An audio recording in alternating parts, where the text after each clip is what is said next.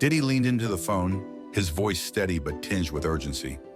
"Recycle the plastic like we talked about," he said, letting the words hang in the air. Yo, listen, do not entertain none of this nonsense and nothing over the phone. I'm gonna need you to get rid of all the leftover pizza boxes. The what? All the boxes left over from the pizza. What had started as an odd mention of pizza boxes had now escalated into something far more cryptic. For those familiar with the streets or with Diddy's past, the phrase sent chills down their spines. People began connecting the dots, and the implications were unsettling.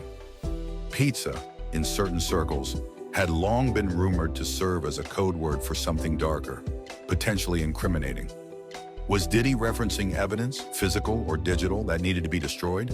When he spoke about recycling plastic, it didn't take long for speculation to shift toward hard drives, tapes, or any digital files that might hold sensitive or damaging information. Social media erupted with theories, each more elaborate than the last. The digital evidence angle. In the digital age, nothing is truly safe, and few knew this better than Diddy.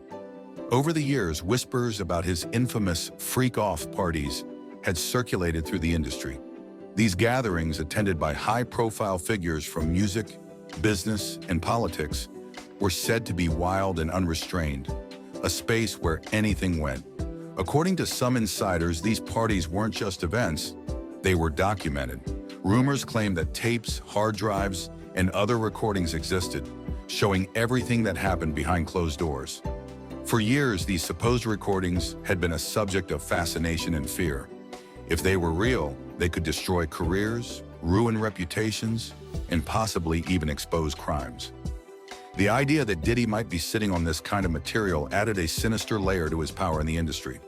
And now, with this leaked phone call, it seemed like he was issuing orders to make sure none of it could be traced back to him. The Netflix connection.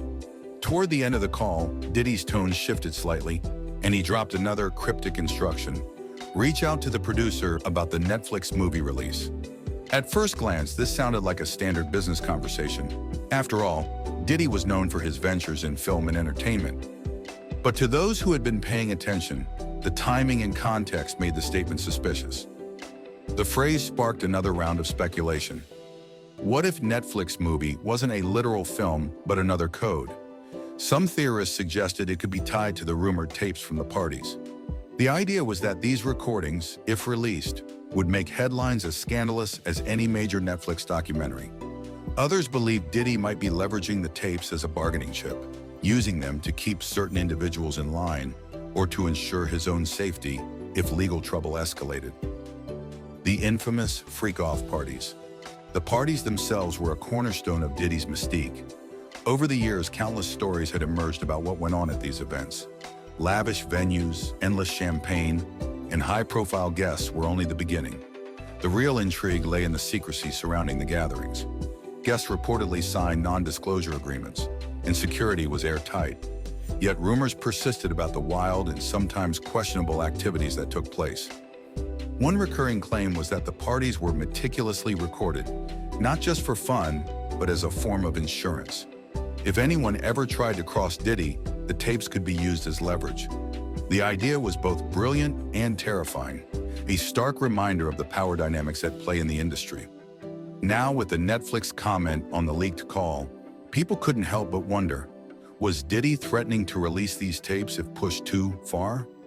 Or was he taking steps to ensure they never saw the light of day? Either way, the implications were explosive. A bigger game at play. What made the call even more alarming was the calculated way Diddy delivered his instructions. This wasn't just about tying up loose ends. It felt like a chess move, part of a larger strategy to maintain control. By referencing the Netflix producer, Diddy was signaling his reach. If the tapes existed and were tied to powerful people, the fallout could be catastrophic for more than just him. Some insiders speculated that Diddy's message wasn't just for his son. By leaking the call, he might have been sending a warning to anyone who had attended those parties or knew about the tapes. The message was clear: don't cross me or you'll regret it. It was a chilling reminder of the lengths people in power will go to protect their empires. The streets are talking. Outside the industry, the call had set the streets buzzing. People familiar with coded language knew that nothing Diddy said was accidental. Terms like pizza and plastic carried weight, especially in contexts involving evidence or information that needed to disappear. The conversation was a stark contrast to the polished, public persona Diddy had cultivated over the years. For fans, the leaked audio painted a different picture of the man they admired. Diddy pressed the phone close to his ear, his voice low and deliberate. "Get rid of all the leftover pizza boxes," he said, pausing for effect. "All the boxes. Make sure you recycle the plastic, like we talked about." The message seemed simple, even mundane, but anyone paying attention could hear something deeper in his tone. It wasn't just a casual reminder, it was a directive, a coded warning that carried weight. The leaked phone call, later shared online, turned these ordinary words into a subject of nationwide speculation. What did Diddy mean? And why was he saying this on a monitored prison call? Theories started circulating almost immediately. Fans and conspiracy theorists on social media couldn't help but notice how strange the statement sounded. Who talks about recycling pizza boxes on a prison call, especially someone as careful and calculated as Diddy?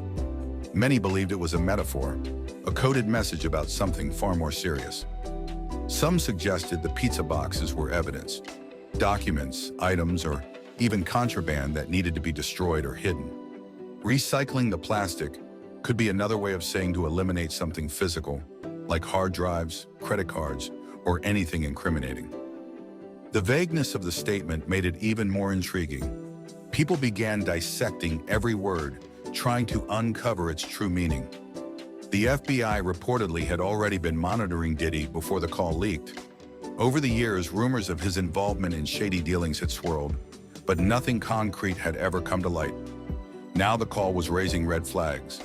Experts explained that prison calls are heavily monitored and recorded, meaning Diddy would have known his words were being scrutinized.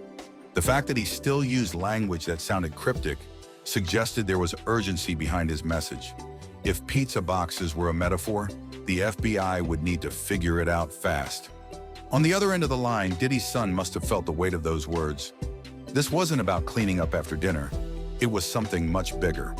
The instruction to get rid of the boxes wasn't a casual request, but a demand, one that came with a sense of urgency and risk. If the pizza boxes represented evidence, ignoring the warning could lead to devastating consequences, not just for Diddy, but for his entire family. After the call, Diddy's son reportedly became withdrawn, avoiding public appearances and social media. Friends noticed he seemed tense, constantly looking over his shoulder. Some speculated he was actively following his father's instructions, trying to erase or hide whatever the pizza boxes represented. Others believed he was simply lying low, waiting for the media frenzy to pass. Meanwhile, social media and online forums exploded with theories.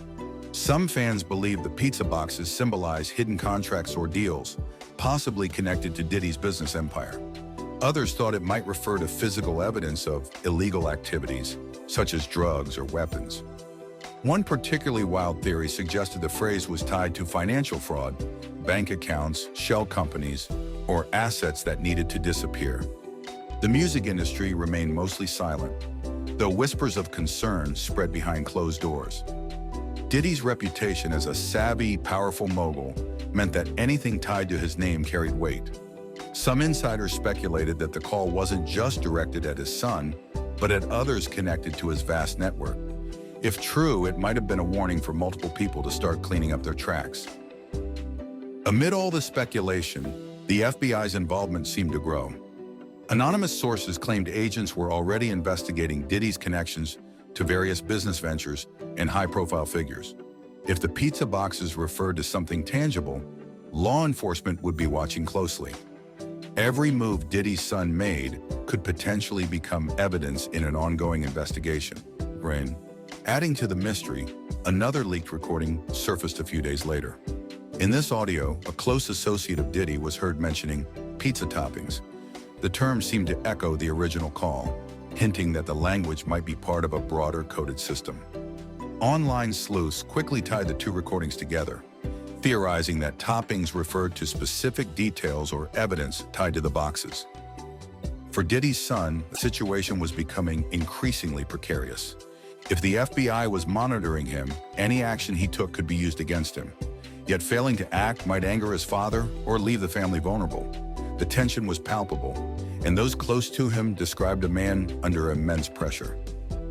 The pizza boxes, whatever they truly represented, had sparked a nationwide frenzy. For some, they were just a quirky phrase, blown out of proportion by the media and fans. But for others, they were a piece of a much larger puzzle, a mystery that could unravel Diddy's empire and expose secrets buried deep within the industry. As the days passed, the situation only grew more complicated. Federal agents reportedly intensified their investigation, focusing not just on Diddy, but on his associates in business dealings. Each new leak added to the intrigue, drawing even more attention to the case. The question on everyone's mind was simple, yet deeply unsettling. What did Diddy mean by pizza boxes, and who was he really talking to?